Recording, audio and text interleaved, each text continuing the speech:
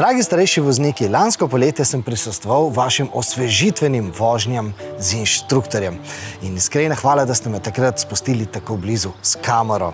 Posneli smo okoli 30 intervjujev in vaše izjave so mi resnično dale misliti. Namreč v vaših izjavah sem slišal, pa potem na cesti v različnih situacijah, tudi video zagate, za katere pa obstaja rešitev v obliki tistega, kar mi v avtomobilnosti redno testiramo. V obliki modernega, z elektroniko izdatno podkrepljenega avtomobila.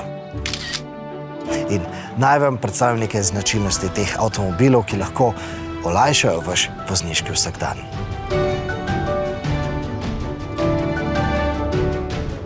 Prvo pravilo pri izbiri novega avtomobila je seveda tista oguljena fraza ne kupujte z očmi. Še bolj pomembno pri vsem skupaj pa je, da ne upoštevajte predsodkov. Današnji avtomobili so v primerjavi s tistim, kar smo poznali pred desetletjem ali več, povsem drugačni. Danes namreč velja, da vse tisto, kar je novo, ni nujno tudi avtomatsko boljše. Celo slabše je lahko, ampak to debato pustimo za drugič, ker danes je pomembno predvsem to, da ima vsak avto svojega kupca. Se pravi, današnje vprašanje ni, ali je avtomobil dober, danes se vprašamo, ali avtomobil ustreza vam. Vam konkretno, ne nasplošno. In najbolj ustreznega avtomobila za vas nikakor ne boste našli, če boste samo gledali našo oddajo pa čakali, da vam bomo mi povedali, katerega vzemite. Ne, ne bo šlo drugače, kot da boste sami naredili obsežno turnejo po vseh možnih prodajnih salonih in pa sedli v številne različne avtomobile. Ne bo šlo drugače, kot da se usedete v veliko različnih avtomobilov,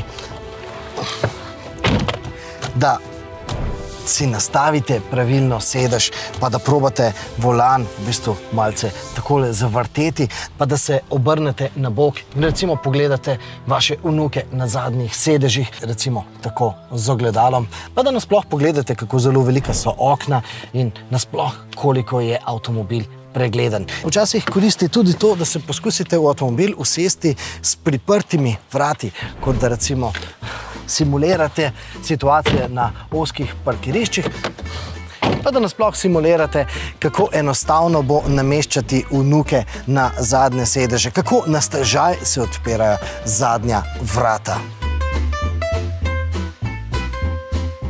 Naj dodam še to, da mnogi moderni avtomobili nimajo več stropnega ročaja tukaj gor in ne vprašajte nas, zakaj, ker nimamo pojma.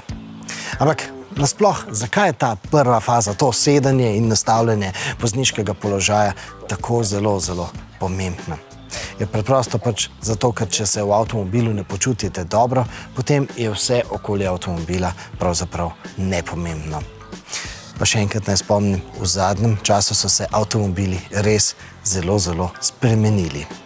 Namreč mogoče ste vse življenje vozili limuzine, pa ste na tej vaši turneji po prodajnih salonih ugotovili, da so moderne limuzine zelo, zelo kupejevsko nizke. Seveda zaradi aerodinamike. In mogoče si zelo, zelo želite velikega SUV-ja, pa vam bo ta turneja pokazala, da so to avtomobili, ki so zelo, zelo glomazni, veliki in je treba vanje celo splezati, pa vam to ni všeč. Zagotovo boste opazili tudi to, da so današnji avtomobili pravzaprav vsi po vrsti zelo, zelo drzno, agresivno, športno oblikovani in v mnogih primerih to pomeni, da imajo zelo majhna okna, pa da recimo včasih, ko gledate nazaj, vidite spoiler, ne pa dogajanja z avtomobilom. Zdaj, statistika prodaje pogosto pravi, da starejši vozniki zelo radi izbirate avtomobile za mlade, se pravi te bolj drzno oblikovane avtomobile. Ampak v praksi se pa vsi ti avtomobili pogosto izkažejo, da to ni bila najbolj modra odločitev.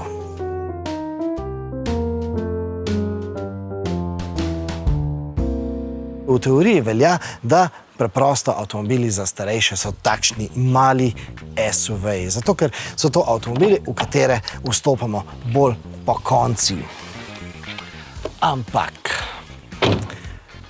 če je avtomobil označen da gre za mali SUV, to v resnici še ne pomeni, da je avtomatsko tudi avtomobil za starejše. Namreč pogosto boste prav v tem avtomobilskem razredu videli avtomobile, ki so samo malce terensko našminkani, pa v resnici niso prav bistveno višji kot pa tisti običajni kombi limuzinski avtomobili.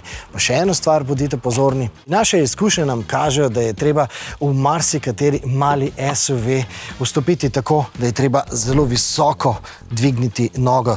Marsikateri mali SUV ima ta prag zelo, zelo visok.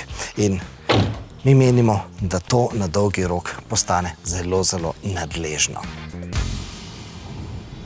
No, v tej prvi fazi ne pijte kave s trgovci, ne pojdite na testno vožnjo, ne barantejte za ceno, ker v tej prvi fazi je pomembno samo to, da vi vso to raznoliko, bogato ponudbo avtomobilov na trgu zožite na nekaj tistih ustreznih avtomobilov za vas. No, potem, ko ste pa to naredili, pa ste tudi iz tega spiska izločili vse tiste avtomobile, ki so vam cenovno nedosegljivi, jaz upam, da potem še kakšen ostane sploh na spisku, ampak potem, ko ste vse to naredili, pa je res čas za testno vožnjo. In tukaj pa pridejo na vrsto vaše izjave iz osvežitvenih voženj. Zdaj, to je hudič skozi gledati na te znake 30, 40, 60, 80, ne. Tečno, ko hudič. Cestnih projektantov ne moramo popraviti, lahko nam pa moderen avtomobil pomaga spremljati hitrostne omejitve. Namreč moderni avtomobili skenirajo prometne znake in zato avtomobili točno vejo, koliko je na danem odseku hitrostna omejitev. In moderen avtomobil nas bo celo na prekoračeno hitrostno omejitev opozoril, ali samo vizualno, ali pa celo s piskanjem.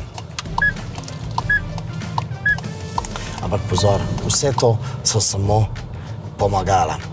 Namreč vsi te moderni sistemi včasih tudi kiksnejo, še posebej tukaj v Sloveniji, kjer križišča razveljavljajo hitrostno omejitev. Pri spopadanju s hitrostnimi omejitvami pa izjemno pomembno vlogo igra tempomat. Dosežemo hitrost 50, stisnemo eno tipko in potem bo avtomobil samodejno odpravljal tisto nihanje hitrosti zaradi vaše nestabilne desne noge. Se veste, par kilometrov gor, par kilometrov dol, to se zelo hitro zgodi.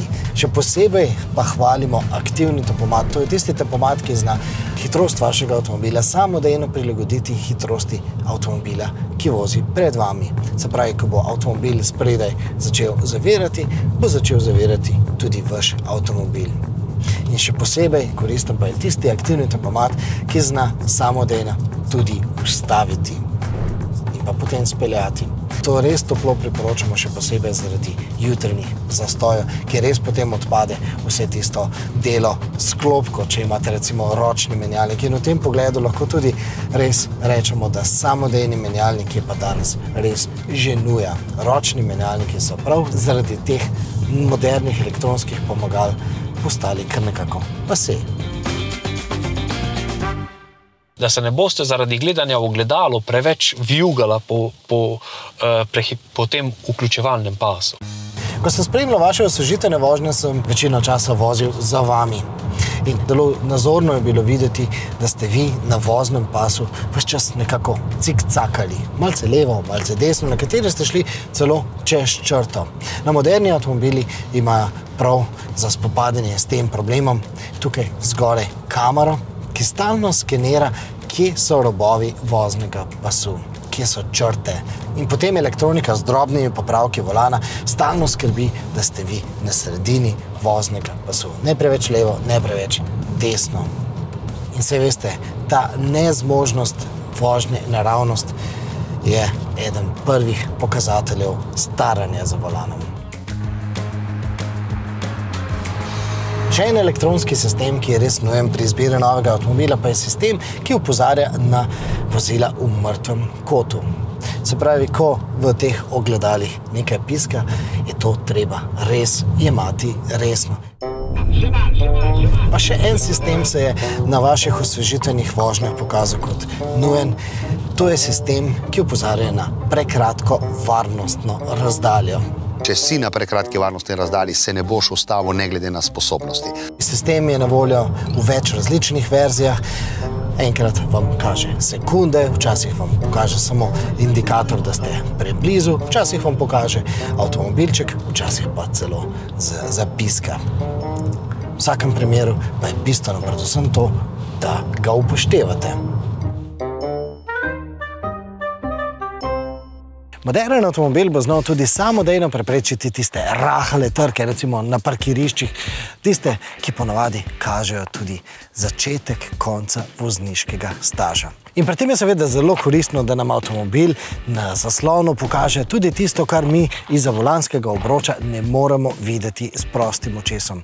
Ampak še bolj pomembno predvsem tem pa je, da avtomobil zna samodejno tudi ustaviti. Recimo, če nenadoma pred naš avtomobil skoči otrok, ki je šel pod žogo. Ali pa recimo, da bo avtomobil nam preprečil, da bi mi odprli vrata takrat, ko se bo tukaj ob strani mimo nas peljal kolesar. In ko bomo na parkirišču mi peljali vzvratno, pa bo mimo zapeljal avtomobil, bo avtomobil samodejno zavrl. Letos se je pokazalo še dosti bolj, da je ogromno pomeni distraktor, že naš pogovor z njimi. Pol urce, 20 minut, pa jim že tudi peša, koncentracija in vse. Zdaj se pa dotaknimo, česa moderen avtomobil ne bi smel imeti, zato ker povzroča distrakcije. Ne morem okoli gledati, jaz nič ne vidim tistega, kaj je bilo ob cesti, gledam cesto. Žal je na tem področju bitka že skoraj da izgubljena, namreč skoraj da vsi moderni avtomobili so narejeni po željah tako imenovane digital native generacije, se pravi generacije, ki se je nekako rodila z iPadom v rokah. Ampak kljub vsemu nekaj avtomobilov pa vendarle še ponuja, da lahko recimo glasnost nastavljamo z vrtljivim gumbom, pa klimo, da nastavljamo z vrtljivim gumbom. Vrtenje pravega fizičnega gumba je namreč bistveno manjša distrakcija, kot pa če moramo za vsako funkcijo pritiskati po zaslonu. Ampak en napotek pa vendarle vam lahko damo. Vsi moderni avtomobili danes že praktično omogočajo, da na ta zaslon zrcalimo naš mobilni telefon. In to seveda pomeni, da lahko mi recimo si shranimo kar doma različne določene priljubljene destinacije in potem, ko pridemo v avtomobil, samo kliknemo in se pač peljemo po tisti poti, ki nam je recimo avtomobil izračuna, da bomo po njej porabili najmanj časa. Spisek, kakšen avtomobil izbrati, da bo vožnja v zrelih letih bolj enostavna, bolj udobna, pa tudi bolj varna, seveda ni pa poln. Prepričani pa smo tudi to, da ko boste naredili vašo turnejo po prodajnih salonih in boste sami testirali, kateri avtomobil, kakšen avtomobil pa vam konkretno ustreza, no takrat se vam bodo porajala nova vprašanja. In vabimo vas, da nam pišete.